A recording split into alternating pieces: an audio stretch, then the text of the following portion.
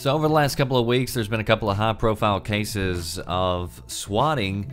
And if you don't know what swatting is, it's whenever some prank callers call in to the police and report a crime taking place, and they give the address of the person who is usually live streaming or whoever they're trying to hit. There's been a lot of celebrities who have been hit, and then there's also been a lot of live streamers, especially recently.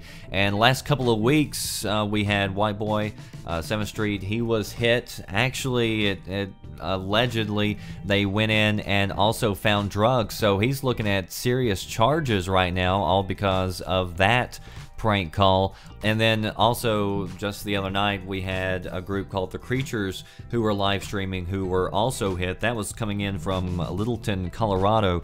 And so what the caller said was that there was an active shooter on site. They've shot 2 people, and that they'll shoot any SWAT team members who try to enter and stop them. And they had also said that they had laid out bombs in the surrounding area. So mark my word, somebody is going to die from this. It's just a matter of time, and it's going to be a really sad day whenever it does happen. You got to put yourselves, in both positions.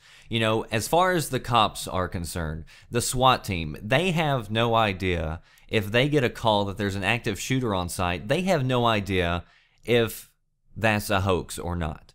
They don't have time to really put in an investigation and to call around and do detective work to find out if there's an active shooter on site. So they have to respond immediately. And you've got to think that if you are running into a situation where you're hearing the radio calls that the area that you're going into has an active shooter who's threatening to shoot any officers on site, then your adrenaline is probably pumping pretty damn hard.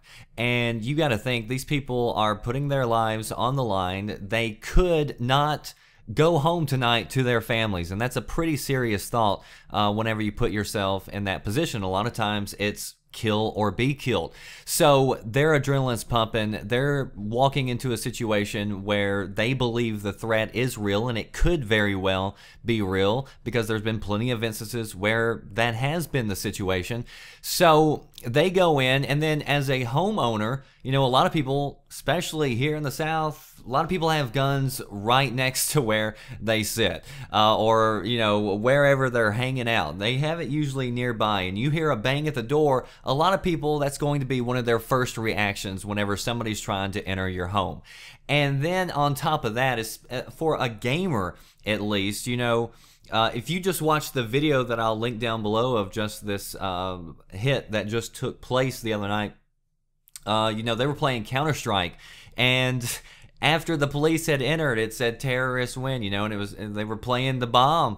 And so, who knows if a SWAT team member hears this as they're coming in on the speakers and they hear bomb and everything else. So it looks like the action's actually taken place. And then if you think about virtual reality, I've been reading a lot of stories about VR lately, and you are in this virtual world whenever you have this headset on.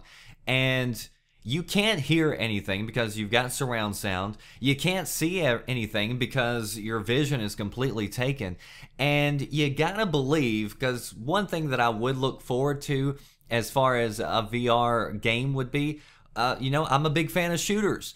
And somebody eventually, if they haven't already, is going to make one of those replica rifles that you can use and hold in your hand and, pull the trigger, and instead of using just a regular controller. So you think about if somebody's live streaming that, SWAT team walks in and they see somebody waving an assault rifle around, what's going to be the first instinct?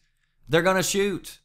And I'm telling you, this is a very serious crime, and it's just a matter of time before somebody's going to die. And I know there's like a handful of people who are, sick and twisted, who think this is funny, but you're really putting people's lives at risk. And if somebody, dies because of this, that person should be prosecuted to the fullest extent for murder.